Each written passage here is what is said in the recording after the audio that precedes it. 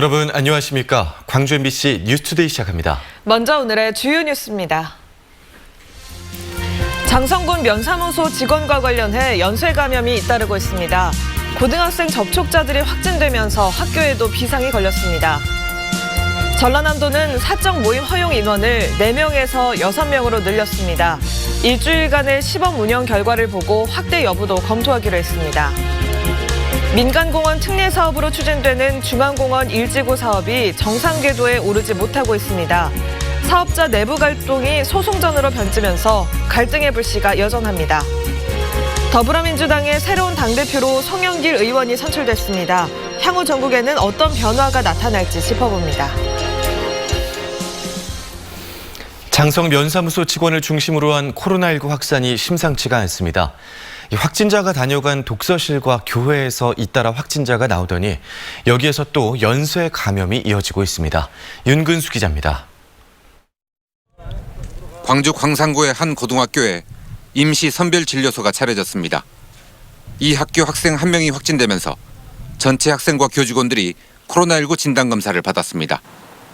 고3 학생이 확진된 광주 북구의 고등학교에서도 토요일에 전수검사가 이루어졌습니다. 확진된 학생들은 모두 광주 첨단지구의 독서실을 이용했고 여기에서 장성 공무원 확진자와 동선이 겹쳤습니다. 스터디 룸 자체가 한 방에서 밀집되어 있는 공간에서 공부를 진행하다 보니까 두 학교 모두 중간고사 기간에 원격 수업으로 전환되면서 학사 일정에도 차질이 불가피해졌습니다. 장성 면사무소 직원과 관련한 확진자는 연쇄 감염을 통해서 계속 늘어나고 있습니다. 공무원이 다녀간 독서실에서 2명, 교회에서 2명이 먼저 확진됐고 교인을 통해서 가족과 사우나 이용자 그리고 전남 나주의 접촉자로 확산됐습니다.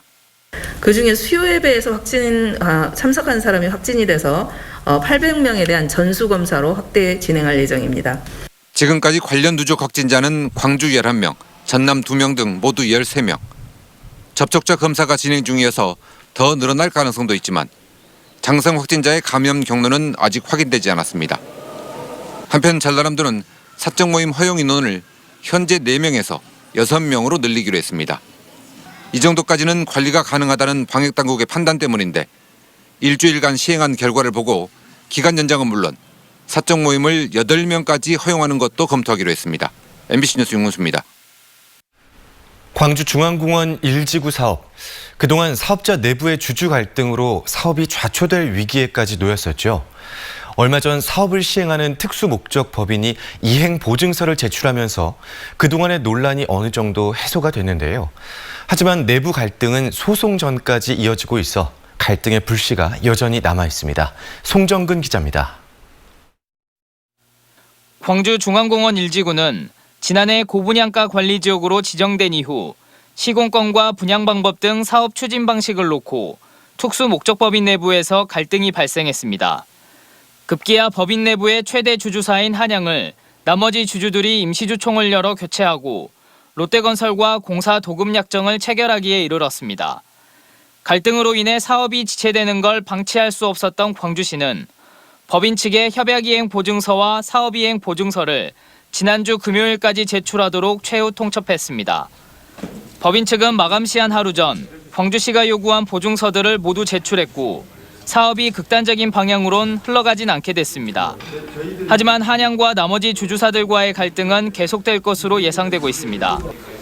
한양 측이 최근 법인과 광주시를 상대로 시공사 지위 확인 청구 소송을 제시했고 법인 내 다른 주주들도 맞고소했기 때문입니다. 소송이 대법원까지 진행될 경우 중앙공원 1지구 사업은 차질이 불가피해질 전망.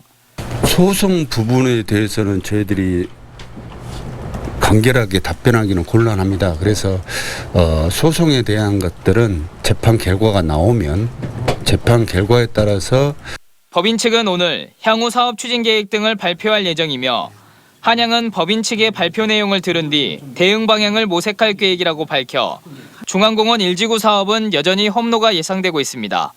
MBC 뉴스 송정근입니다. 영후람 6개 시도지사에 이어 6개 시도의회 의장들이 오늘 기자회견을 열고 달빛 내륙철도 건설을 촉구합니다.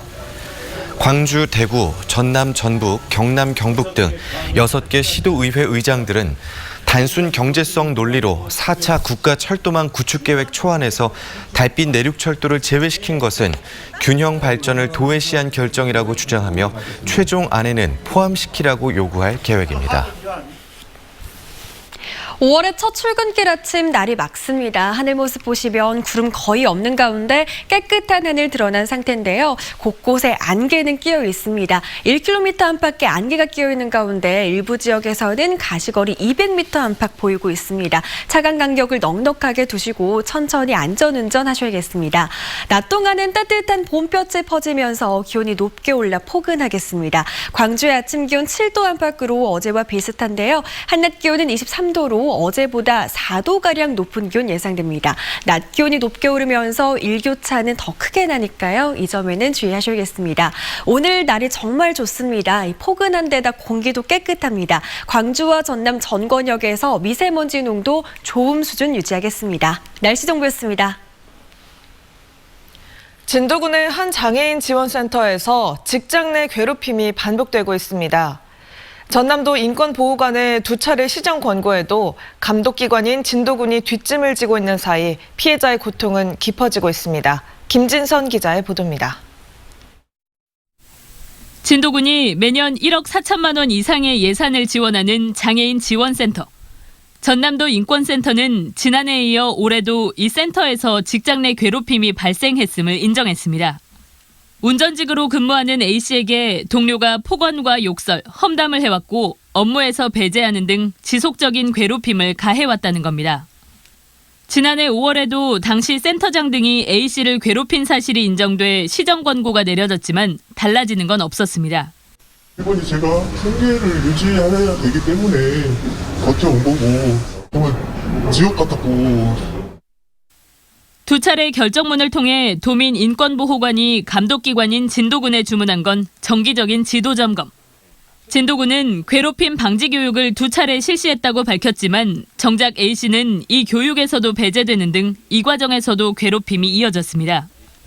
문제가 불거진 뒤에도 괴롭힘 가해자 가운데 한 명이 센터장이 되면서 예견된 일이었는데도 군의 관리 감독은 여전히 이루어지지 않았습니다. 그게 문제의 소재가 있어 보일 수도 있긴 한데요. 협회 측이 주체적으로 하는 거라서 저희가 뭐 채용을 하거나 이런 게 아니라 이렇다 보니 정작 센터 측은 도민 인권보호관의 조사 결과마저 전면 부인하며 이의 제기에 나서겠다는 입장. 그래서 지금 이의 신청한 상태고 아직 그 이의 신청한 상태에서 아직 지금 어떠한 지금 그게 지금 내려오지 않은 상태라 저희도 그거에 대해서는 어떻게 뭐라고 말씀을 드리겠습니다. 5인 미만의 소규모 사업장에서 더 힘들 수밖에 없는 직장 내 괴롭힘. 감독기관인 진도군이 보조금만 내줄 뿐 관리 의지를 보이지 않으면서 피해자는 정신과 치료에 의지하고 있습니다. MBC 뉴스 김진선입니다. 이른바 N번방 사건을 계기로 방송통신위원회가 디지털 성범죄물 삭제를 지원할 기관단체를 지정하고 있지만 광주시는 신청조차 하지 않았습니다. 광주시의회 정무창 의원은 지난해 말 서울과 경기 등 11곳, 지난달 말에도 인천과 대전 등 3곳이 불법 촬영물 삭제 지원기관으로 지정됐지만 광주시는 신청도 하지 않았다며 안일한 대처로 기회를 놓쳤다고 지적했습니다. 광주지방법원 제13형사부는 음주 단속 중인 의경을 치고 달아나면서 만취 상태로 난폭운전을 한 26살 A씨에게 징역 1년 6개월에 집행유예 2년을 선고하고 160시간의 사회봉사를 명령했습니다. 재판부는 또 조수석에서 난폭운전을 방조한 A씨의 직장 상사 38살 B씨에 대해서도 벌금 100만 원을 선고했습니다. 재판부는 경찰의 정당한 직무 집행을 방해하고 무고한 사람들을 다치게 할 수도 있었다는 점에서 죄질이 불량하다고 양형 이유를 밝혔습니다.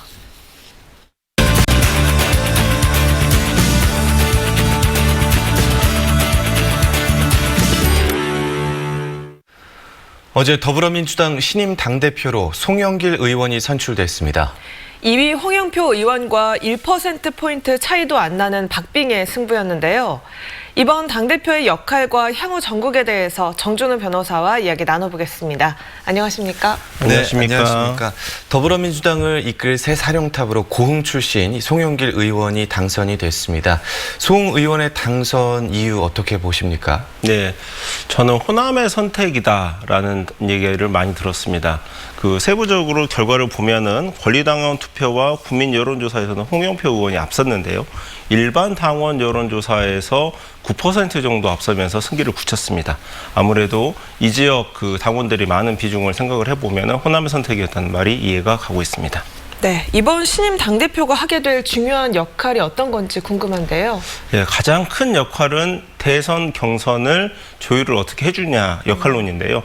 지금 가장 큰 문제가 대선 경선 연기론이 나오는 상황에서 과연 송영길 대표가 어떤 입장을 취하느냐가 관심이 되고 있습니다. 개인적으로 보면 이재명 지사 쪽에서는 경선 연기를 반대할 가능성이 높은데 송영길 당대표가 전당원 투표로 이것을 결정을 하겠다라고 했을 때 전당원 투표가 연기 쪽으로 결론이 나버리면 정치적으로는 좀 타격이 있을 가능성이 높습니다. 개인적으로 예상하기로는 이재명 지사 쪽에서 송영길 대표 쪽에 원칙론을 좀 주창을 할 가능성이 아주 높고요. 그리고 내년 지방선거 이런 거 관련해서도 이번에 서삼석 대표 의원이 이 지역 몫으로 좀 최고위원회에서 낙선을 했는데 송영길 대표께서 이 지역 출신 그 최고위원을 좀 지명을 해야 될 것 같습니다. 네. 또 4.7 이 재보궐선거 참패 이후에 당 쇄신과 혁신이 중요 과제로 떠오르는 상황인데요. 앞으로 어떤 변화가 생길까요? 예, 송영길 신임 당대표가 당 쇄신에 대해서 강한 목소리를 내뿜었는데 제가 보기에는 좀 어려운 부분들이 많이 있을 것 같습니다. 벌써 신승을 한 탓에 인터넷에는 친문 당원들 중심으로 해서 재검표를 해야 된다는 얘기가 지금 벌써 인터넷에서 급속하게 펼쳐지고 있는데요. 신승을 하고 대승을 하지 못한 송영길 당대표에게 친문 당원들이 당 쇄신 방향과 관련해서 조직적으로 반발을 하는 모양새가 나왔을 때 과연 송영길 대표가 이를 어떻게 정면으로 돌파할 동력을 확보하는지가 큰 문제일 것 같습니다. 네, 문재인 정부 임기 말인 상황인데요. 이번 새 지도부가 야당과의 관계 그리고 개혁 입법 속도에 어떤 태도 취할 것으로 예상을 하십니까? 예, 야당과의 관계를 말씀을 하셨는데요. 선거 블랙홀이라는 단어가 있습니다. 지금 법사위원장 자리를 놓고 신인 김기현 국민의힘 원내대표와 여당과의 이제 한판 승부가 예상이 되는데 어제 당선 직후에 송영길 당대표가 법사위원장은 논의 대상이 아니다라고 선을 그어버렸습니다. 그 친문 중심의 그 원내대표 그 윤호중 의원에게 이제 힘을 실어주는 발언을 했는데요. 대야 관계는 급속히 냉각이 될 것처럼 예상이 되고요. 그리고 한 가지 이제 주목이 되는 것은 그 송영길 당대표가 그 청년층에 대한 담보주택 그 대출 비율을 좀 높이겠다라는 발언을 했는데 청와대와 기조와 매우 상반되는 것이어서 그 친인 당 정책위의장이 어떤 분이 될지 좀 관심이 가고 있습니다. 네. 그리고 민주당 내에서 이 민심과 당심이 괴리가 되는 부분에 대해서 많이들 이야기를 하고 있습니다. 이 부분은 어떻게 해결될 거라고 보시나요? 네. 솔직히 저는 그 최고위원 1위 득표를 김용민 의원이 한 것을 보고 좀 많이 놀랐었는데요. 대표적인 친문 강경파 의원이시죠. 그런 걸 보면은 친문 당원들의 당심은 확고하게 좀 굳어져 있는 것 같습니다. 이 당심을 민심에 가깝게 변화시키는 것은 쉽지 않아 보이는데 제가 송영길 대표라고 하면은 왜 15년 전에 민주당에서 모바일 투표를 도입을 하면서 민심을 확 열었다라는 평가가 있었는데 이런 방식의 새로운 민심 소통 수단을 강구해서 도입을 하는 것이 더 빠를 것 같습니다. 네, 지금까지 정준우 변호사와 함께 새롭게 선출된 신임 당대표의 역할에 대해서 이야기 나눠봤습니다. 고맙습니다. 고맙습니다. 감사합니다.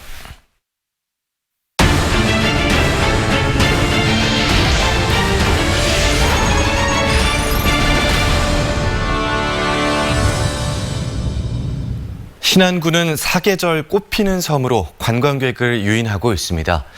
빅데이터를 활용해서 분석해봤더니 코로나19 상황 속에서도 퍼플섬을 비롯한 새로운 관광지들의 방문객이 증가했습니다. 하지만 수도권이나 젊은 층의 방문은 기대만큼 많지는 않았습니다. 김윤 기자가 취재했습니다. 보라색으로 온통 단장한 신안군 반월도와 박지도입니다. 섬으로 들어가는 다리도 섬에 옹기종기 자리 잡은 집 지붕도 모두 보라색으로 단장했습니다. 미국 CNN과 폭스뉴스, 로이터 통신 등 해외 언론에서 퍼플섬으로 집중 조명을 받으면서 유명세를 타고 있습니다.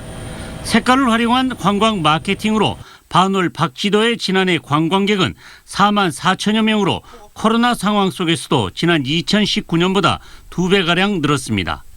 더욱 긍정적인 것은 10대와 20대 등 젊은 층의 방문도 소폭이나마 증가했다는 것입니다. 퍼플섬뿐만 아니라 순례자의 길 기점 소확도와 맨드라미 병풍도, 팽나무와 수국, 도초도도 관광객이 늘었습니다. 이 신흥관광지가 20대나 30대가 좋아하는 스타일의 관광지거든요. 이런 부분들이 그 수도권에 있는 거대 시장 관광객들에게 어필할 수 있는 여지가 많다는 것입니다. 이 같은 통계는 통신사인 KT와 거리더 빅데이터 융합연구단이 빅데이터를 활용해 신안군 방문객을 분석한 결과입니다.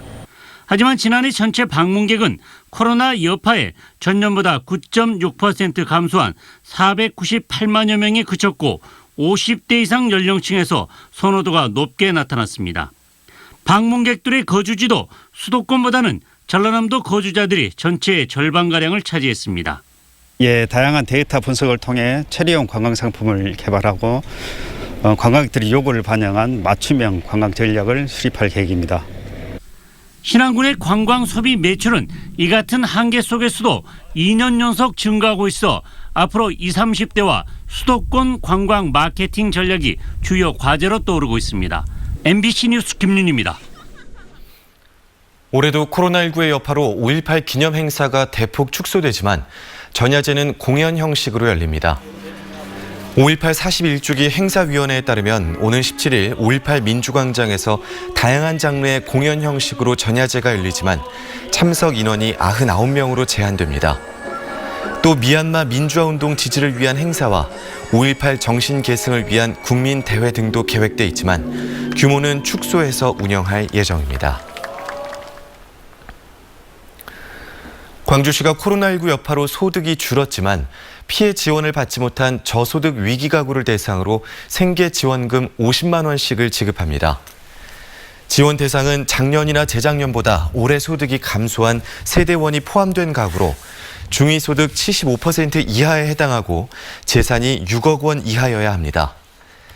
광주시는 사전 수요조사 결과 2만 8천여 가구가 지원금을 받을 것으로 예상한다며 오는 10일부터는 온라인으로 17일부터는 행정복지센터에서 신청을 받기로 했습니다. 어린이 보호구역에서의 주정차 위반 과태료가 이번 달 11일부터 오릅니다. 광주시는 어린이 보호구역에서의 교통사고 예방과 시민 교통의식을 강화하기 위해 오는 11일부터 스쿨존에서의 주정차 위반 과태료를 인상한다고 밝혔습니다. 불법 주정차 때 승용차는 과태료가 8만 원에서 12만 원으로, 승합차는 9만 원에서 13만 원으로 각각 4만 원씩 오릅니다. 주요 교차로와 상습 정체 구간 등의 불법 주정차에 대해서도 즉각 경인 등 강력한 단속이 이뤄집니다. 광주시가 수소차 충전 인프라 구축에 속도를 내고 있습니다. 광주시는 진곡산단과 동곡 등 현재 4곳뿐인 수소 충전소를 올해 안에 2곳 추가로 구축하고 2030년까지 50곳으로 늘리기로 했습니다. 또 진곡산단의 수소융합에너지 실증센터에서 고장 예측과 충전 대기 시간 등의 문제 해결을 위한 기술 개발을 추진하기로 했습니다.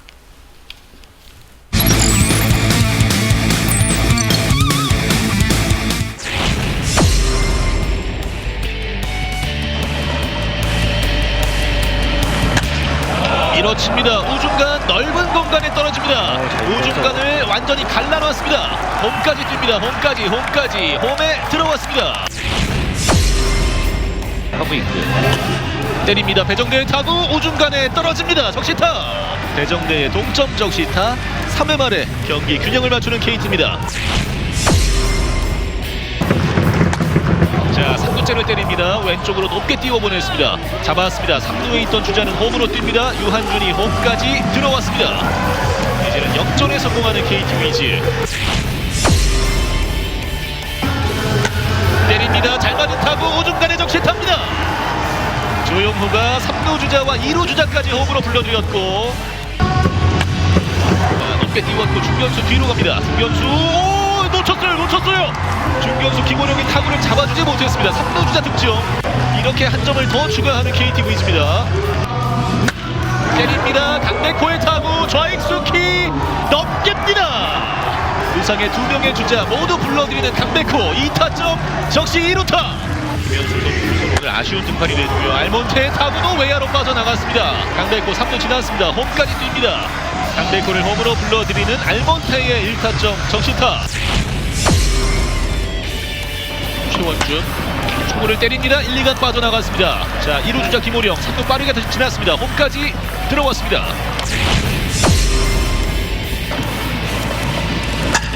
배트가 부러집니다. 투수 클럽은 맞고 굴절된 타구를 유격수 권동진 선수가 잘 처리하면서 경기가 끝이 납니다. 최종 스코어는 9대2. KT 위즈가 기아 상대 홈 3연전을 모두 쓸어 담으면서